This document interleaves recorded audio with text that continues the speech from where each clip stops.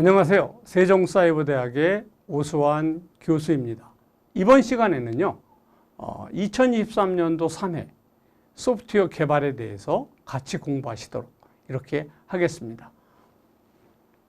자, 21번 문제입니다. 반정규화에 대한 문제네요. 우선 반정규화란 어떤 것이에요? 정규화를 우리가 배웠잖아요. 정규화라고 하는 것은 데이터가 중복돼서 이상한 현상이 생기잖아요. 그 이상한 현상을 없애기 위해서 테이블들을 어떻게 해요? 잘게 자르는 거죠. 중복된 부분들을 잘라서 필요하면 서로 조인시켜서 연결해서 이게 사용하는 것인데, 연결하다 보면 이 연결 부분에서 자꾸 문제가 생겨요. 그래서 이제 시간이 오래 걸리거나 뭐 이런 현상들이 일어나니까 그걸 막아보자 하는 게 바로 반정규화라고 하는 거예요. 그래서 반정규화의 개념은 그런 거고요. 정규화에 그러니까 완전히 반하는 거죠. 유형 중 중복 테이블을 추가하는 방법에 해당하지 않는 것은 어떤 것이냐라는 거예요. 뭐 필드 테이블의 추가, 직계 테이블의 추가, 진행 테이블, 특정 부분만을 포함하는 테이블 추가, 이런 것들이 있는데 내용을 보시고 문제를 풀어보시도록 하겠습니다. 우선 반정규화의 개념입니다. 반정규화라고 하는 것은 제가 앞에서 설명드렸다시피 정규화의 반대가 되는 거예요. 시스템의 성능 향상 개발 및 운용의 편의성 등을 위해 정규화된 데이터를 통합, 중복, 분리하는 과정으로 의도적으로 정규화의 원칙을 위배하는 이러한 행위입니다. 의도적으로 정규화의 원칙을 위배하는 이러한 행위를 우리가 반정규화다 이렇게 얘기하는 거예요. 얘는 시스템 성능이 향상되고 관리 효율의 증가를 위해 하는 거예요. 또 사전에 일관성과 무결성을 우선할지, 데이터베이스의 성능과 단순화를 우선할지 결정을 하고요. 테이블을 통합하고 테이블을 분할하고 중복 테이블을 추가하고 중복 속성을 추가하고 이렇습니다. 문제점은요, 일관성과 정합성이 저하되겠죠. 왜? 정규화를 무시하니까요. 또 과도한 반정규화는 성능이 저하될 수 있다라고 하는 이러한 사실입니다. 자, 중복 테이블의 추가, 정규화로 인해 수행 속도가 떨어지는 경우 때문에 앞에서 제가 설명드렸잖아요. 또 많은 범위의 데이터를 자주 처리해야 되는 경우, 또 특정 범위의 데이터만을 자주 처리해야 되는 경우, 아니면 처리 범위를 줄이지 않고 수행 속도를 개선할 수 없는 경우, 뭐 이런 얘기입니다. 그렇다면 어떤 방법이 있냐? 집계 테이블을 추가하는 거예요.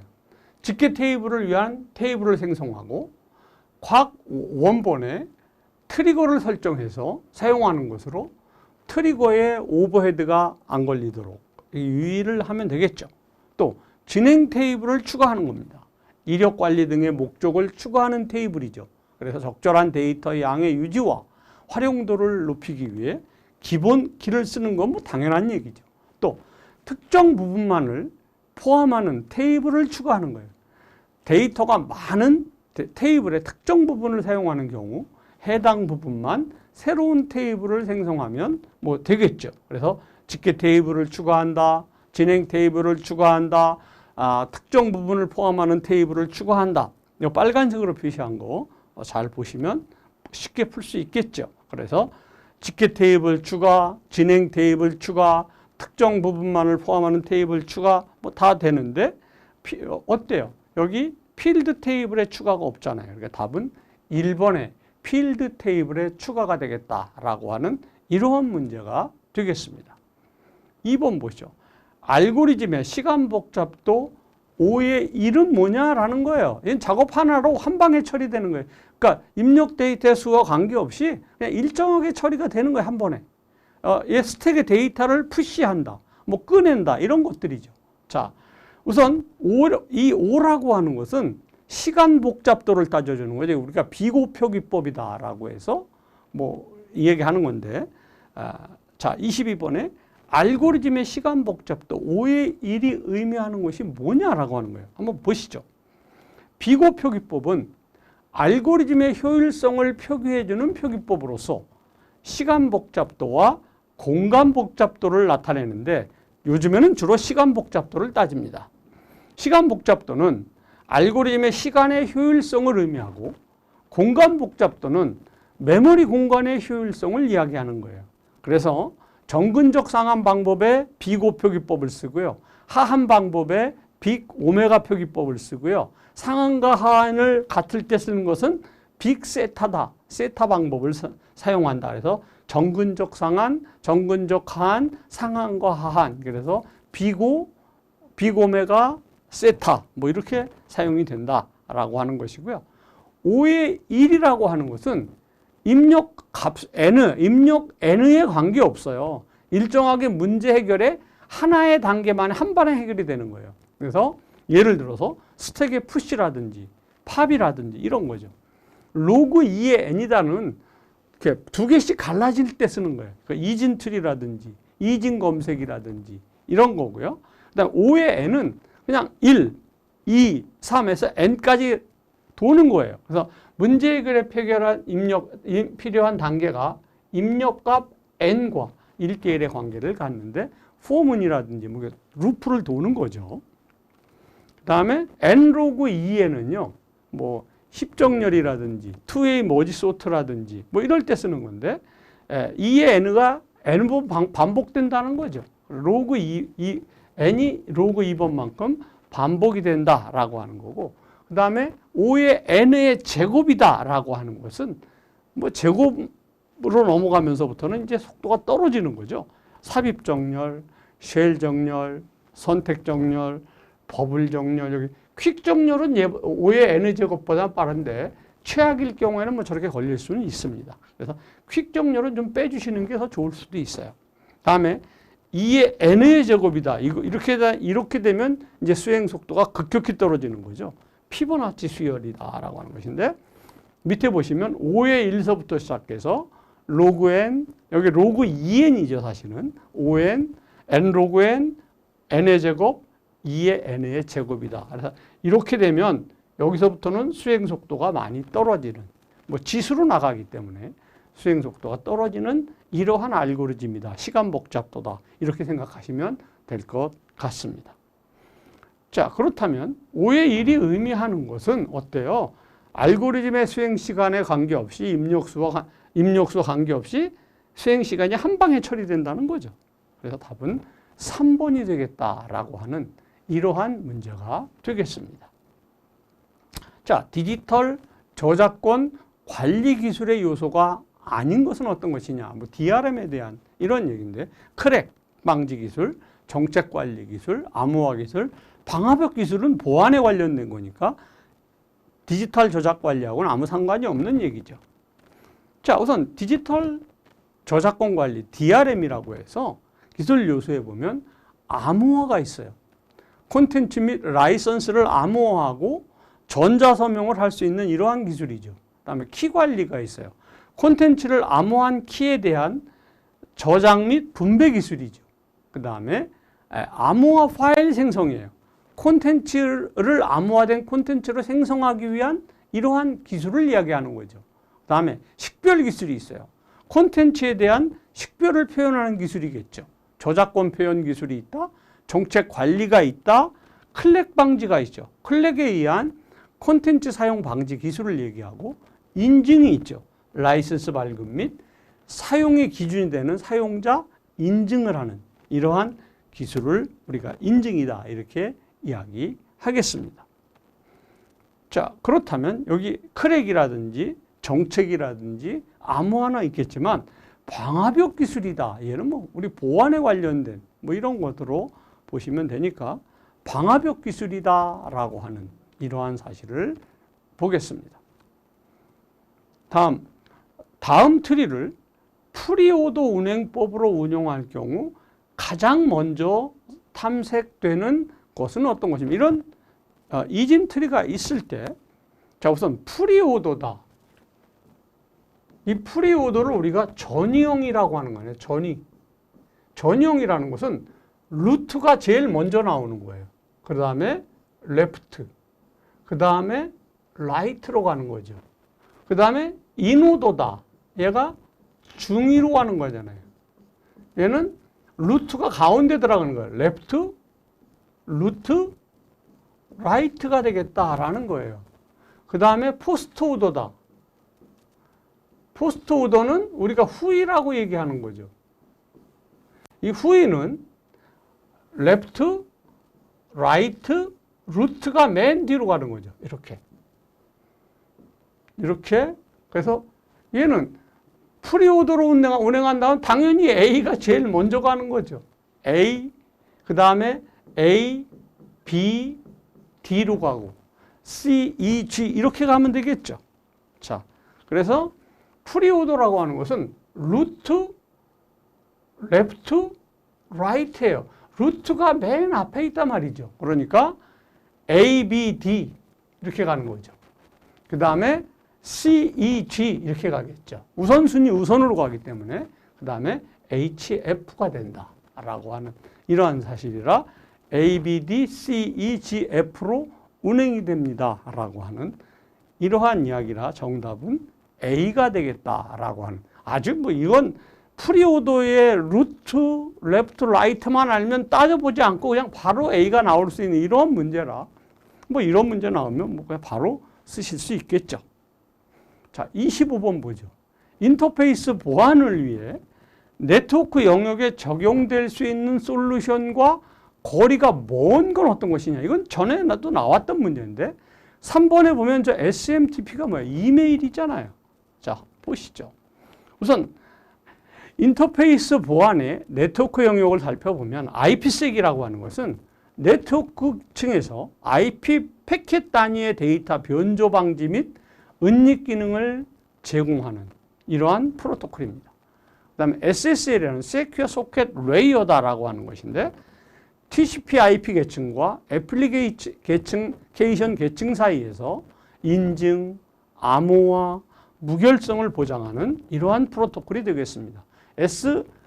S-HTTP는 클라이언트와 서버 간에 전송되는 메시지를 보안을 쓴 거죠. 암호화를 하는 이러한 프로토콜이다라고 하는 이러한 사실이죠. 그래서 저 SMTP라고 하는 것은 이메일이다, 전자우편이다라고 해서 답은 3번이다라고 하는 얘기고 얘는 앞에도 똑같이 출제가 됐었던 이러한 문제입니다.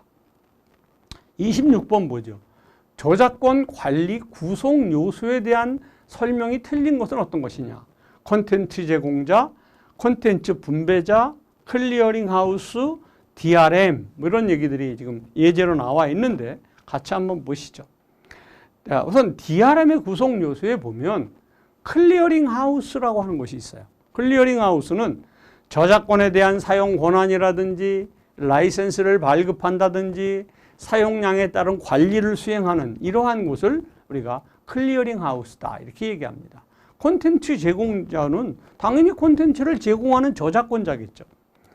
그 다음에 패키저라고 하는 것인데 콘텐츠를 메타데이터와 함께 배포 가능한 형태로 묶어서 암호화하는 프로그램을 패키저다 이렇게 이야기를 하는 것입니다. 그 다음에 콘텐츠 분배자, 암호화된 콘텐츠를 유통하는 장소나 사람 이걸 콘텐츠 분배자라고 하고 콘텐츠 소비자는 콘텐츠를 구매해서 이용하는 거죠. 뭐 멜론 이용자 같은 것도 다 돈 주고 쓰는 사람들, 유저죠. DRM 컨트롤러, 배포된 콘텐츠의 이용 권한을 통제하는 프로그램이죠. 보안 컨테이너, 콘텐츠를 원본을 안전하게 유통하기 위한 전자적인 보안 장치를 우리가 보안 컨테이너다 이렇게 이야기한다라고 하는 것이죠. 자, 그렇다면 여기서 콘텐츠 제공자, 콘텐츠를 제공하는 저작권자 맞죠? 콘텐츠 분배자, 콘텐츠를 메타데이터와 함께 배포하고 가능한 단위로 묶는 기능. 얘를 우리가 뭐예요? 이걸 우리가 패키저다 이렇게 얘기하지 않았나요? 그래서 여기 콘텐츠를 메타데이터와 함께 배포 가능한 단위로 묶는 기능을 뭐라 그래요? 우리가 패키저다 이렇게 얘기하니까 2번은 틀렸고요. 클리어링 하우스다. 키 관리 및 라이센스 발급을 하고요. DRM은 컨트롤로 배포된 콘텐츠의 이용 권한을 통제하는 거니까 정답은 2번이 되겠다라고 하는 이러한 문제가 되겠습니다. 27번 문제 보죠. 소프트웨어 패키징 도구 활용 시 고려사항으로 틀린 것은 어떤 것입니까? 1번 반드시 내부 콘텐츠에 대한 암호화 및 보안을 고려한다. 보안을 위해 이기종의 연동을 고려하자. 이기종의 연동을 고려하지 않으면 안 되겠죠. 이것도 문제가 좀 있었고요. 사용자의 편의성을 위한 복잡성 및 비효율성의 문제를 고려한다. 제품 소프트웨어 종류에 적합한 암호화 알고리즘을 적용한다. 다 좋은 얘기들이네요. 자, 보죠. 제품 소프트웨어 패키징입니다. 패키징이라는 게 뭐예요? 소프트웨어 개발이 완료돼서 사용자에게 배포하기 위해서 하는 작업이잖아요. 그래서 패키징 설치 및 사용자 매뉴얼을 작성한다 그랬는데 패키징 순서는 기능 식별, 모듈화, 빌드 진행, 사용자 환경 분석, 패키지 적용 시험, 패키지 변경 개선 뭐 이런 것들을 우리가 패키징 순서로 살펴볼 수가 있겠습니다. 자, 패키징 사용 시의 고려사항은 사용자 시스템의 운영체제라든지 하드웨어, CPU라든지 이런 그 돌아가는 최소의 환경을 정의해 줘야 돼요. 뭐 메모리가 뭐 4기가 이상 있어야 된다. 뭐 최소한도 속도는 얼마 돼야 된다. 뭐 이런 것들이죠. UI, 사용자가 눈으로 직접 확인할 수 있도록 시각적인 자료와 함께 매뉴얼과 일치시켜서 패키징하는 거죠. 소프트웨어는 단순히 패키징에 배포하는 것으로 끝나는 것이 아니라 하드웨어와 함께 관리가 될 수 있도록 매니저드 서비스를 형태로 제공하는 게 좋습니다. 사용자에게 배포되는 소프트웨어이므로 내부 콘텐츠의 암호화 및 보안을 고려해야죠. 다른 여러 콘텐츠 단말기 간의 연동을 고려해야 되는데 아까 문제에 고려하지 않는다. 이건 문제가 있다고 그랬죠. 사용자의 편의성을 위한 복잡성 및 비효율성의 문제도 당연히 고려가 돼야죠. 제품 소프트웨어 종류에 적합한 암호 알고리즘을 적용할 수 있어야 합니다. 자, 그러니까 이기종의 연동을 고려하지 않아도 된다. 얘가 답이 되겠죠. 정답은 2번이 정답이 되겠다라고 하는 이러한 문제가 되겠습니다. 다음 문제 보시죠. 자료 구조에 대한 설명으로 틀린 것은 자, 우선 자료 Q는 비선형 구조다 그랬는데 자료 구조에는 선형 구조와 비선형 구조가 있습니다. 선형 구조에는 배열이라든지 스택이라든지 큐, 뭐 데크 이런 것들은 전부 선형 구조인데 1번의 Q 비선형 구조 틀렸라고 말하는 건 틀린 얘기입니다. Q라고 하는 것은 first in, first out을 수행합니다. Q가 이렇게 생긴 거죠.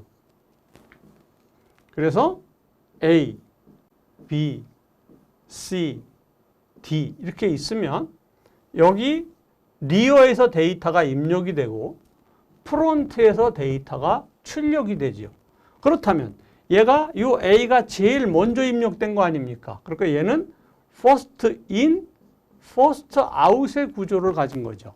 그 다음에 last in, last out의 구조를 갖는다라고 하는 이러한 이야기가 되겠습니다.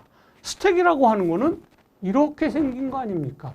그래서 얘는 A, B, C 이렇게 돼서 데이터를 집어넣는 걸 우리가 뭐라 그래? 푸시다 이렇게 얘기하고 데이터를 꺼내는 걸 뭐라 그래요? 팝이다, 팝업이다 이렇게 얘기해서 얘는 first in, last out. 얘가 제일 나중에 들어왔는데 나갈 땐 제일 먼저 나가잖아요. 그 다음에 last in, first out의 구조를 갖는 거죠. 얘는 이 스택이라고 하는 것은 서브루틴 호출이라든지 인터럽트라든지 스위치 처리 이럴 때 사용하는 거예요. 그래서 이 스택 메모리를 이해하는 것은 대단히 중요합니다. 자, 우선 선형 구조와 비선형 구조로 나눈다는 거예요. 선형 구조에는 리스트, 스택, 큐, 데크, 뭐 배열도 들어갈 수 있습니다. 그러니까 리스트에는 선형 리스트, 그다음에 연결 리스트가 있다. 그다음에 비선형 구조에는 트리와 그래프가 있다라고 하는 이건 자료 구조라고 하는 과목에서 아마 여러분들이 공부가 됐을 것으로 생각이 되는데 자, 그러니까 1번의 Q는 비선형 구조다. 얘는 틀린 얘기가 되겠죠. Q는 당연히 어디에 속합니까? 선형 구조에 속한다라고 하는 이러한 이야기가 되겠습니다. 다음 문제 보시죠. 자, 순서가 A, B, C, D로 정해진 입력 자료를 스택에 입력한 후 출력 결과가 불가능한 거다. 이런 문제가 나오면 여러분들은 직접 그려볼 수밖에 없어요. DCBA다. 그러면 자 우선 먼저 DCBA부터 살펴보지요. 우선 D가 나오려면 어때요? A, B, C, D 이렇게 됐잖아요. 그러니까 얘는 그냥 그대로 나온 거네요. D, 그 다음에 C, B, A니까 얘는 잘 됐지요. 그러니까 얘는 문제가 없어. DCBA는 전혀 문제가 없습니다. DCBA는 전혀 문제가 없고요. 그 다음 거 보죠. 그 다음에 BCDA다. 우선 B가 나오려면 스택에 A와 B가 입력이 돼요. 그러면 B를 빼내면 되겠죠. B 빼냈어요. 그 다음에 C를 입력하면 되겠죠. 또 C 빼내면 되겠죠. 그 다음에 D 입력하면 되겠죠. 그래서 D 빼내고 A 빼내면 되니까 DCBA도 가능합니다. 저랑 같이 여러분들이 같이 보시면서 이해하시면 좋습니다. 그 다음에 CBAD다. 한번 보죠. CBAD다. 그럼 C가 나오려면 어떻게 돼요? A, B, C가 들어가야 되겠죠. C 빠져나오죠. B 빠져나오죠. A 빠져나오죠. 그 다음에 D 집어넣고 D 빼면 되니까 얘도 됩니다.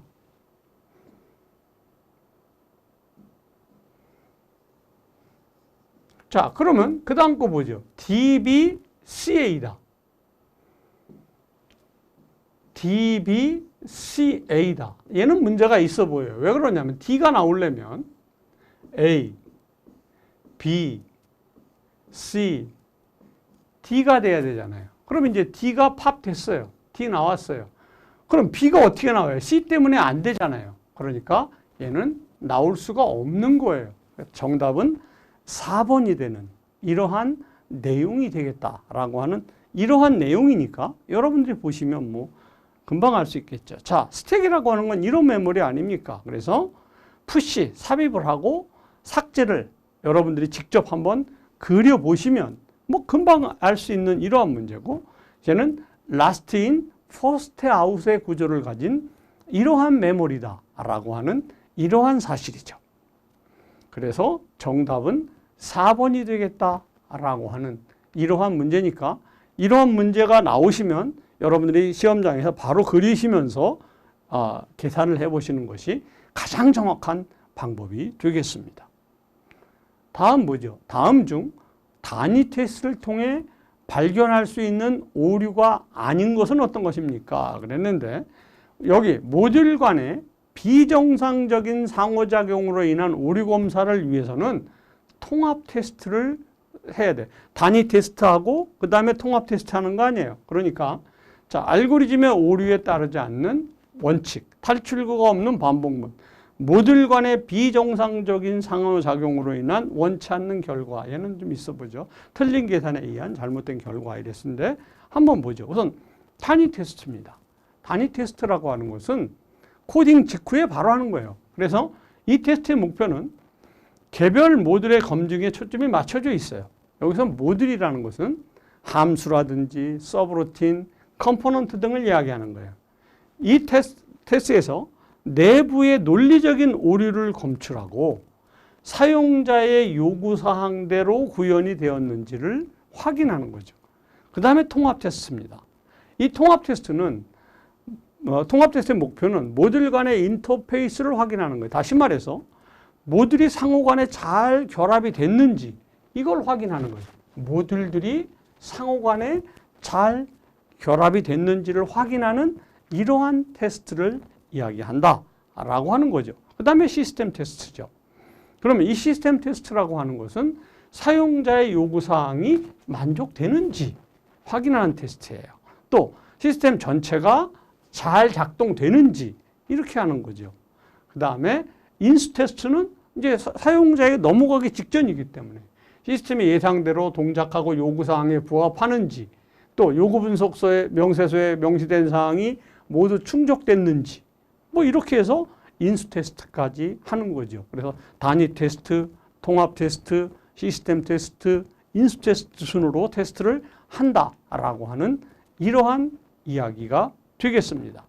그래서 단위 테스트라고 하는 것은 개별 모듈을 시험한다라고 해서 단위 테스트를 통해 발견할 수 있는 오류에는 알고리즘의 오류, 그 다음에 탈출구가 없는 반복문, 틀린 계산 수식 뭐 이런 것들이 있다라고 하는 거죠. 그래서 여기 모듈 간의 비정상적인 상호작용, 얘는 통합 테스트를 해야 돼요 라고 하는 이러한 이야기가 되겠습니다.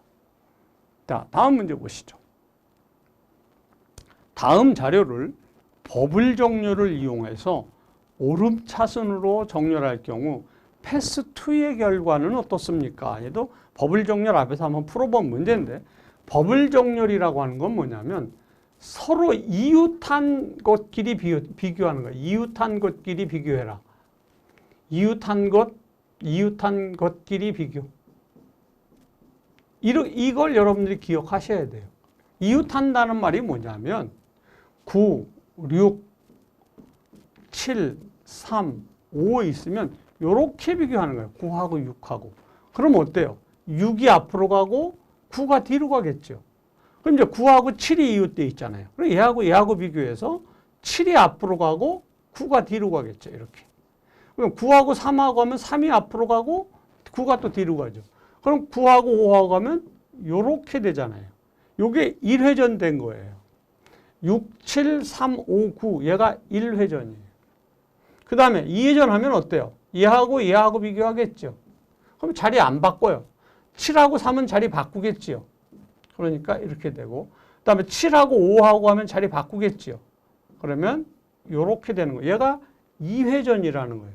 그러면 63579, 63579가 2회전된 값이다 라고 하는 이러한 사실이 되는 거죠. 그래서 이웃한 것끼리 비교할 수 있느냐라고 하는 이러한 이야기인데, 그 다음에는 어떻게, 그러면 얘가 됐고 얘가 정리된 게 보이시죠? 그럼 그 다음에 3회전은 어떻게 돼요? 얘하고 비교하면 3, 6 되고, 6하고 5 하면 5 되고, 6 되고, 이렇게 돼서 뒤로부터 정렬이 이렇게 맞춰져 가는 것을 여러분들이 확인할 수 있다라고 하는 이러한 정렬이죠. 자, 그래서 버블 정렬이라고 하는 건 주어진 레코드에 인접한 두 개의 레코드의 키값을 비교한다. 저는 이것을 이웃한 키값 이렇게 얘기했는데, 이웃한 값을 비교한다라고 하는 이러한 얘기를 보시면서 제가 1회전 했을 때마다 이렇게 빨갛게 표시한 데이터가 뒤로 정렬돼 나가는 것을 여러분들이 확인하실 수 있다라고 하는 이러한 이야기가 되겠죠. 자, 그래서 정답은 4번에 63579가 됩니다 라고 하는 이러한 내용의 이야기가 되겠습니다. 32번 문제 보시죠. 케이스 자동 생성 도구를 이용해서 테스트 데이터를 찾아내보는 방법이 아닌 것은 어떤 것입니까? 그런데 이 스톱이라고 하는 것은 하향식에 쓰는 거죠. 드라이버는 상향식에 쓰는 더미 드라이버들을 이야기하는 거고, 입력 도메인 분석, 랜덤 테스트, 자료 흐름도 이랬는데 확인해 보시죠. 테스트 케이스 도구를 이용해서 데이터를 찾아내는 방법에는 자료 흐름도, 기능 테스트, 랜덤 테스트, 입력 도메인 분석이 있다라고 하는 거예요. 스톱에 하향식이다. 드라이버는 상향식이다. 이건 여러분 반드시 암기하고 계신 거죠. 소프트웨어는 여러 클래스와 함수, 패키지들이 맞물려 돌아가죠.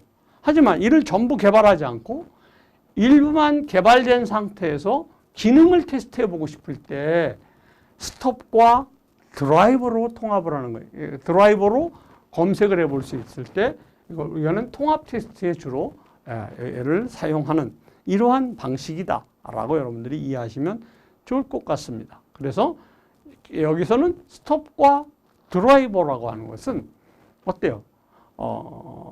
일부만 개발된 상태에서 기능 테스트를 할 때 사용하는 거고요. 스톱은 하향식이고 드라이버는 상향식이다라고 하는 이러한 사실이라 정답은 1번이 되겠다라고 하는 이러한 문제가 되겠습니다. 다음 문제 보시죠. 형상관리, SCM에 대한 이야기네요. 개념과 절차에 대한 설명으로 옳은 것은 어떤 것이냐. 1번에 형상식별은 형상관리 계획을 근거로 형상관리의 대상이 무엇인지 식별하는 과정이다. 형상관리를 통해 가시성과 추적성을 보장하므로 소프트웨어 생산성과 품질을 높일 수 있다. 형상 통제 과정에서는 형상 목록의 변경 요구를 즉시 수용 및 반영해야 한다. 형상 감사는 형상 관리대로 형상 관리가 진행되고 있는지 또 형상 항목 변경과 요구사항에 맞도록 제대로 이루어졌는지 등을 살펴보는 이러한 활동이다. 이런 예가 있는데 살펴보죠. 우선 형상관리의 개요, 형상관리가 도대체 뭐냐라고 하는 겁니다. 프로젝트 또는 소프트웨어 변경 사항을 체계적으로 추적하고 통제하기 위한 기법이 바로 형상관리다라는 거예요. 형상관리의 특징은 비가시성. 소프트웨어 생산물 구조가 개발자들 외에 누가 볼 수 없잖아요. 외부에 노출되지 않는 거죠. 통제의 어려움. 눈에 보이지 않는 상품의 제작은 통제하기가 어렵습니다. 추적이 어려움. 프로젝트 중간 목표를 연결시키고 개발 과정을 추적하기 당연히 어렵죠. 관리 미비. 가시성과 추적성의 결핍은 프로젝트의 진행을 관리하기 어렵게 만들어요. 무절제한 변경. 통제되지 않고 관리되지 않는 소프트웨어는 무절제한 변경이 일어날 수밖에 없는 거죠. 그래서 이 형상관리가 필요하다는 거예요. 그래서 형상관리 개념과 절차에 대한 이야기는 형상관리 과정은 식별된 항목에 대해 변경을 요구를 검토해서 현재 베이스라인이 잘 될 수 있도록 이렇게 조정하는 이러한 작업을 이야기해야 되는데 여기 형상 목록 변경 요구를 즉시 수용한다. 이게 문제가 있는 거죠. 그래서 답은 3번이 되겠다라고 하는 이러한 이게 검토가 일어나야지 뭐 즉시 한다. 이건 안 되는 얘기죠. 그래서 답은 3번이 되겠다라고 하는 이러한 문제가 되겠습니다. 자, 34번 문제 보시도록 하겠습니다. 프로젝트에 내재된 위험 요소를 인식하고 그 영향을 분석하여 이를 관리하는 활동으로서 프로젝트를 성공시키기 위하여 위험 요소를 사전에 예측, 대비하는 모든 기술과 활동을 포함하는 것은 어떤 것이냐 그랬는데 뭐 위험 분석이 되겠죠. 얘는 당연히 뭐 CPM은 당연히 아닌 거고요. WBS도 아닐 거고 폭포수 모델은 당연히 더 아닐 것이잖아요. 그러니까 뭐 답은 위험 분석이다. 리스크 애널리스트다라고 하는 이런 얘기인데 한번 보죠. 리스크 애널리스트, 위험 관리라는 것은 뭐냐라는 거예요. 프로젝트 추진 과정에서 예상되는 각종 위험을 예상하고 이에 대해서 적절한 대응을 수립하는 이러한 계획이죠. 또 위험의 불확실성과 손실은 내재하고 항상 있어요. 그런데 위험 관리는 이러한 불확실성과 위험을 대비해서 손실에 대비하는 이러한 작업이죠. 또 위험을 식별한 후에 발생할 확률을 산정하고 그 영향을 추산해서 위험에 대한 비상계획을 마련하는 것이죠. 위험 관리의 절차는 어때요? 위험을 식별하는 것부터 시작을 해야 되겠죠. 위험 식별, 그 다음에 위험 분석 및 평가, 위험 관리 계획, 위험 감시 및 조치 순위다라고 하는 이러한 사실을 우리가 확인해 볼 수 있는 이런 내용입니다. 자, 그렇다면 여기 프로젝트에 내재된 위험 요소를 인식하고 그 영향을 분석해서 관리하는 활동, 이건 리스크 애널리시스다라고 하는 이러한 사실을 이야기해서 정답은 2번이 되겠다라고 하는 이러한 문제가 되겠습니다. 다음 보죠. 35번 문제입니다. 분할 정복에 기반한 알고리즘으로 피봇을 사용하며 최악의 경우 2의 n의 n-1의 비교를 수행해야 하는 경우는 뭐냐. 여기서 결정적인 단어가 피봇을 사용한다라는 거예요. 저 피봇을 사용한다는 것은 바로 퀵소트, 퀵정렬을 이야기한다. 분할 정복을 이용한다 라고 하는 것인데, 살펴보지요. 선택정렬이라고 하는 것은 어때요? 앞에 것부터 끝까지 하나하나 비교해 나가면서 정렬하는 거죠. 얘는 5의 n의 제곱의 시간이 걸려 5의 n의 제곱이다 라고 하는 이러한 시간이 걸리는 버블 정렬도 마찬가지. 삽입 정렬도 전부 5의 n의 제곱이다 라고 하는 거예요. 이런 시간 복잡도가 걸리는데, 자, 우선 퀵 정렬을 한번 살펴보도록 하겠습니다. 퀵 정렬은 제가 이렇게 예제를 가지고, 그림을 가지고 왔는데, 초기 상태가 5, 3, 8, 4, 9, 1, 6, 2, 7이 있다고 가정을 한번 해 보겠습니다. 그러면 맨 앞에 이 5를 피봇으로 정해, 왼쪽을, 항상 맨 왼쪽을 피봇으로 정하는 겁니다. 그리고 나서 이제 3하고 7하고 절반씩, 이렇게 반씩 이제 비교해 나가는 거예요. 그래서 피봇보다 이 3이 어때요? 크면 놔둬야 되는데 피봇보다 3이 적잖아요.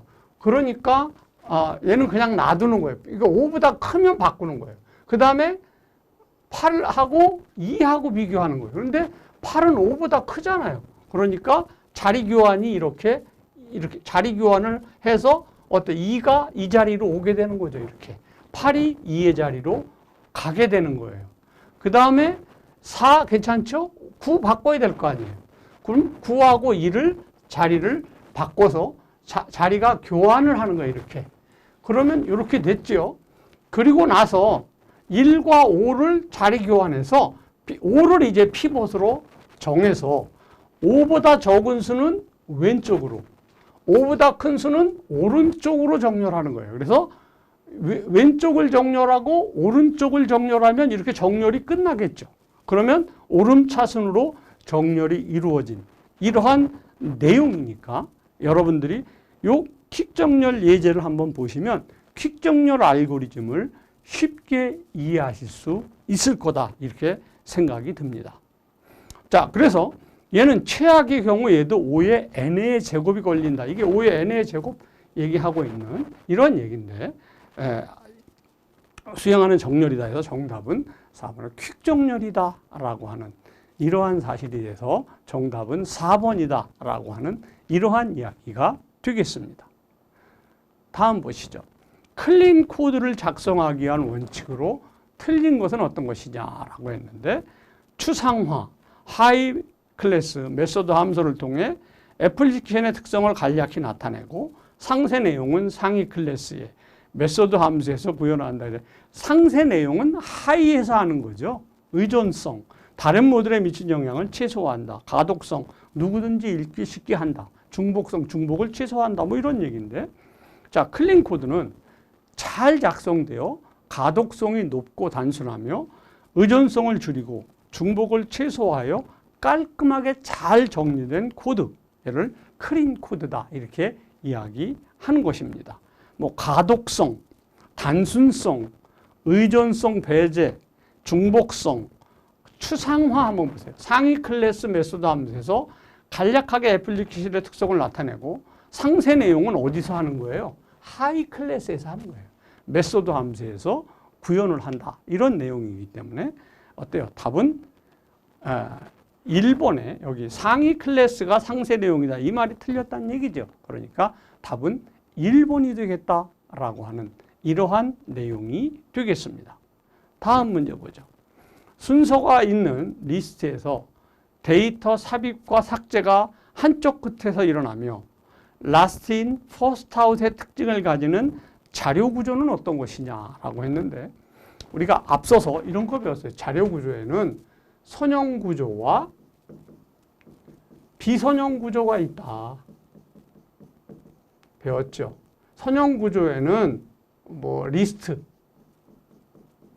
스택, 큐, 데크가 있다 라고 했고, 비선형 구조에는 그래프와 트리가 있다.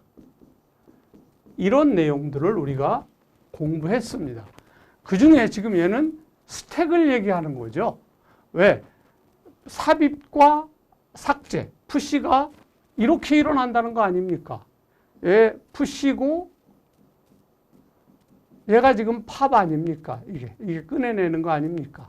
그리고 A, B, C 이렇게 되는 거죠. 그래서 얘는 last in, first out, first in, last out의 구조를 가져요 라고 하는 이러한 내용이기 때문에 여기서는 정답은 스택이 되겠고요.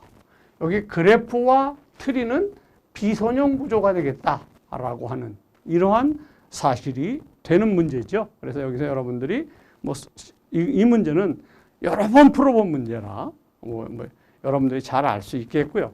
이 트리라고 하는 건 어때? 이런 노드와 이런 정점들로 이렇게 연결된 계층형 구조, 이걸 우리가 트리다 이렇게 얘기하는 거 아니에요. 그런데 얘는 사이클이 이루어지지 않는 특수한 형태의 그래프다 이렇게 말할 수도 있는 거죠. 그래프라는 건 어때요? 사이클이 존재하는 거 아닙니까? 이렇게 되돌아갈 수 있는 사이클이 존재한다 라고 하는 거고요. Q라고 하는 것은 어때요? 이거죠.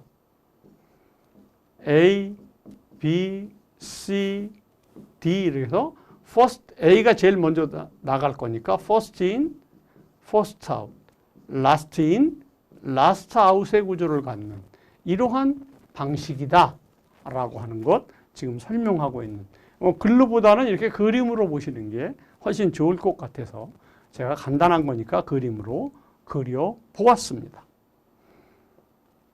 그러니까 답은 당연히 스택이다 라고 하는 얘가 정답이 돼서 스택이다 라고 하는 이 사실이니까 어렵지 않게 여러분들 보실 수 있을 겁니다.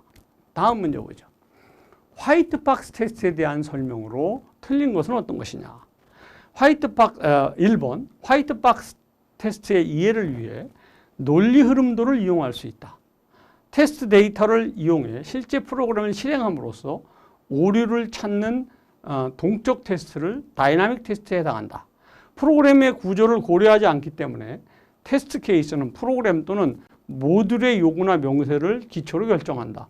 테스트 데이터를 선택하기 위해 검증 기준을 정한다 그랬어요. 화이트 박스 테스트라고 하는 것은 프로그램의 어떤 구조에 따라서 선택이냐 반복이냐 분기점 등을 수행함으로써 논리적인 경로를 따져주는 거예요. 근데 3번에 보면 프로그램의 구조를 고려하지 않는다. 이건 사용자들 기능 테스트라는 블랙박스 테스트가 된다라고 하는 이러한 이야기가 돼서 답은 문제를 보면 알 수 있는 얘기인데, 자, 화이트 박스 테스트는 지난 시간에 제가 1회 때도 설명을 드렸으면 개발자의 관점이 화이트 박스다라는 거예요. 블랙박스는 사용자의 관점이에요. 자, 화이트 박스 테스트 보면은 소프트웨어 제품의 내부 구조나 동작, 내부 구조와 동작을 세밀하게 검사하는 테스트 방식이에요. 외부의 요구사항에 따른 예상 결과값을 테스트하는 것과는 다르게 내부의 소스 코드를 테스트해야 돼요. 그러니까 사용자가 볼 수 없는 건다고요. 그러니까 얘는 개발자 관점이 돼야 돼요. 다음, 쉽게 정리하면 개발자가 소프트웨어 또는 컴포넌트 등의 로직에 대한 테스트를 수행하기 위해 설계되는 단계에서 요구된 사항을 확인하는 개발자 관점의 단위 테스팅 기법이다라는 거예요. 화이트 박스. 자, 그 다음에 화이트 박스에는 기초 경로 검사가 있고요. 제어 조건 검사가 있어요. 제어 조건에는 조건과 루프와 데이터 흐름 검사가 있다. 여러분 자료들을 참조해 보시고요. 자, 블랙박스 테스트다라고 하는 것은 소프트웨어 내부 구조나 작동 원리를 모르는 상태에서 소프트웨어 동작을 검사해서 이렇게 시커멓게 표시한 거예요. 안 보인다 이런 거죠. 그래서 블랙박스 테스팅 이렇게 이야기를 합니다. 그래서 얘는 검사 진행이 있어 해당 소프트웨어 코드나 내부 구조에 대한 정보는 알 수가 없는 거죠. 필요치 않다 이렇게 돼 있지만 사실은 모르는 거죠. 특징 요구사항 검사를 위해 공개된 설계도 등의 대외적으로 공개된 사항들을 통해 검사를 진행하고 소프트웨어 특징이나 요구사항 등에 초점을 맞춰 검사가 이루어지는 것입니다. 쉽게 정리해 보면 개발자의 입장이 아닌 누구라고요? 사용자의 입장이 블랙박스 테스트다라고 하는 거예요. 그래서 소프트웨어 혹은 제품에 대한 요구사항과 결과물이 일치하는지를 확인하기 위한 이러한 테스트 기법, 이걸 우리가 블랙박스 테스트다 이렇게 이야기하는 것입니다. 블랙박스 테스트에는 동치분할 검사가 있어요. 얘는 입력 자료에 초점을 맞춰서 테스트 케이스를 만들고 검사하는 방법으로 동등 분할 기법이다 이렇게도 얘기를 하고요. 경계값 분석이 있어요. 입력 자료에만 치중한 동치분할 기법을 보완한 이런 거고요. 원인 효과 검사, 그 다음에 비교 검사, 이런 게 있는데, 비교 검사는 여러 버전의 프로그램에 동일한 테스트 자료를 제공해서 동일한 결과가 나오는지를 테스트하는 이러한 방법이 되겠습니다. 자, 그렇다면 얘는 이 3번에 프로그램의 구조를 고려하지 않는다는 결정적인 단어가 있기 때문에 답은 3번이 되겠다라고 하는 이러한 문제가 되겠습니다. 다음과 같은 레코드가 구성되어 있을 때 이진 검색 방법으로 14를 찾는 이러한 문제입니다. 이것도 앞에 나왔던 문제 똑같은 게 또 나온 문제인데요. 자, 우선 이진 검색하면 먼저 정렬이 되어 있나를 확인하는 거예요. 그러니까 얘는 지금 정렬이 잘 돼 있어요. 정렬이 만약에 안 돼 있다면 정렬부터 하는 겁니다. 그렇다면 우선 얘가 1하고 맨 앞에 있는 1과 15를 더해서 2로 나눕니다. 2로 나누면 16이니까 8 나오겠죠. 그러면 이 8이라고 하는 얘가 14보다 적잖아요. 그러면 이쪽 거는 볼 필요가 없는 거예요. 이제 이쪽에 있다는 거 아니에요. 9부터 15 사이에 있는 거 아니겠어요. 그러면 9 더하기 15를 해서 2로 나누면 되겠죠. 그럼 얘가 24할 테니까 12가 나오나요? 그러면 요 12보다도 14가 크니까 이쪽은 볼 필요가 없다는 거죠. 이쪽만 보면 되잖아요. 그러면 13에서 15를 더하고 2로 나누면 14가 나오니까 우리가 찾는 14와 14가 같다. 찾게 된 거죠. 한 번, 두 번, 세 번 만에 찾을 수 있다라고 하는 이러한 내용의 이야기입니다. 어렵지 않은 이야기니까 세 번 만에 찾을 수 있어요 라고 하는 이러한 내용이 되겠습니다.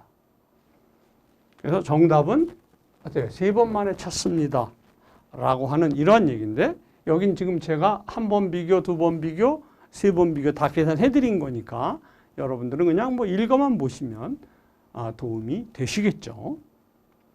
그래서 답은 몇 번이다? 2번에 세 번 만에 찾습니다 라고 하는 이러한 문제가 되겠습니다. 자, 40번 문제 보죠. DBMS의 필수 기능 중 모든 응용 프로그램들이 요구하는 데이터의 구조를 지원하기 위해 데이터베이스에 저장될 타입과 구조에 대한 정의, 이용 방식 등 제약 조건을 명시하는 기능이 어떤 것이냐라고 하는 거예요. 그래서 정의 기능, 조작 기능, 제어 기능은 어차피 필요하지만 절차 기능은 없는 거죠. 그래서 우리가 SQL 언어에도 DDL이 있다. 이게 정의어 아닙니까? DML이 있다. 이게 조작어 아닙니까? DCL이 있다. 얘가 정의어 아닙니까? 그러니까 저 4번의 절차 기능은 절대 답이 될 수 없는 거고요. 확인해 보죠. 우선 조작 기능입니다. 데이터의 검색, 갱신, 삽입, 여기 검색, 갱신, 삽입, 삭제 등을 체계적으로 처리하게 한 거죠. 이걸 우리가 DML이다 이렇게 얘기해서, 검색은 셀렉트, 갱신은 업데이트, 삽입은 인설트, 삭제는 델리트를 이용하는 거죠. 그 다음에 제어 기능, 데이터베이스에 접근하는 갱신, 삽입, 삭제 작업이 정확하게 수행되어 데이터의 무결성이 유지되도록 제어를 당연히 해야 되는 거죠. 그래서 자, 여기 데이터베이스의 필수 기능 중에 프로그램이 요구하는 데이터 구조를 지원하기 위해 데이터에 저장될 타입과 구조에 대한 정의, 그러면 당연히 이미 답이 나온 거 아닙니까? 얘는 정의 기능에 해당하겠죠. 여기 정의가 나와버렸는데, 그러니까 1번의 정의 기능이다라고 하는 이러한 사실이고, 얘는 여러분들이 SQL문의 구조를 보면 데이터 정의어가 있다.